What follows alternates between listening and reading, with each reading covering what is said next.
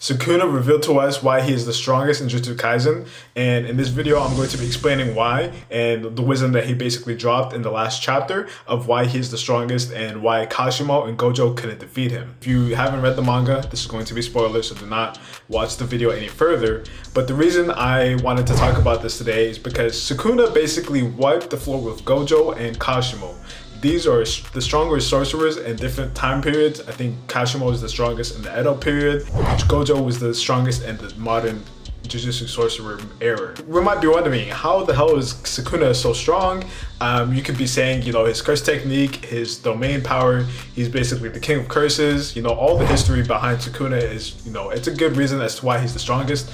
But then Sukuna recently dropped some wisdom in the last chapter about why he was the strongest and why he could surpass these Jujutsu sorcerers. Is that he doesn't isolate himself. With Gojo and Kashimo, even after Gojo's death, we saw that scene where he was in heaven with basically all of his other friends that took the L, that Geto, Nanami, the principal, everybody else. He was talking about how he grieves for Sukuna because he's always alone.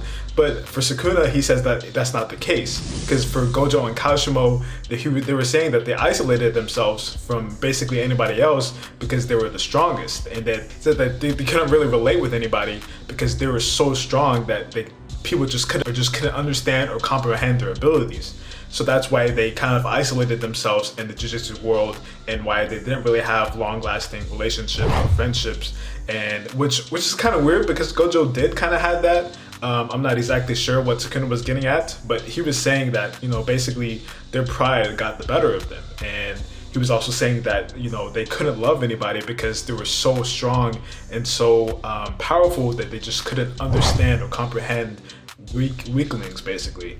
And so that's why Sukuna basically, he's part of that wisdom with Kashimo. He's saying that, the reason why the difference between you and me is that I understand other people. I understand the strengths and weaknesses of other people and try to understand and comprehend it, while you don't really understand and comprehend people weaker than you because you're isolating yourselves from them just because you don't want them to either to get hurt, destroy them with your power, or anything like that. So I think that's why Sukuna was able to defeat Gojo and Kashimo, is because he understands the fundamental strengths and weaknesses of people either beneath him or above him, and that's why he was able to defeat them in battle, because he understood the winning condition. He understood how can I win against Gojo. He was like, I need to find something to adapt to his invulnerability. Let me try and possess Megami, who has the divine treasure or the divine Shinigami of Maharaga, which can adapt to any curse technique. And then also with Kashimo, it was just a matter of time before he was able to kill Kashimo, because he understood that Kashimo has a curse technique that basically destroys his body. But even with his curse technique that was adapted to Maharaga, he can basically do dimension slicing curse technique. So it was only a matter of reason before he was going to destroy Kashimo, and he even turn it up a notch when he transformed into his original form, and he was able to do incantations without using his mouth. Sukuna just went out on that guy. He just destroyed him with no remorse. He was doing incantations, hand signs, and he was also just talking to him in the meantime, which is kind of crazy if you think about it. Sukuna was inevitably able to defeat Gojo and Kashimo because he was saying that I didn't isolate myself from other beings, what you guys did, because you guys thought you were the strongest, so you guys had a part of pride or a delusion to you that made you think that you were the strongest, but in reality you aren't. I am. So that's kind of really what it led down to. I think that's one of the main reasons why Gojo and Kashimo lost. They lost because their pride got the better of them, and they just couldn't fathom a possibility of losing to Sukuna.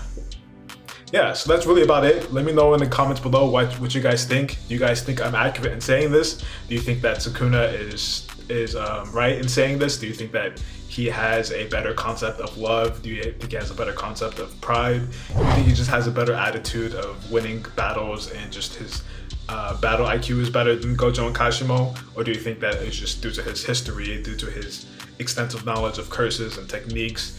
Or do you think it was due to him being able to wrap his ideas around the concepts and the winning condition to defeat these people? yeah, but leave a like if you guys liked it. Subscribe to the channel if you want more Jujutsu Kaisen related content. And I'll see you guys in the next one. Peace. Go.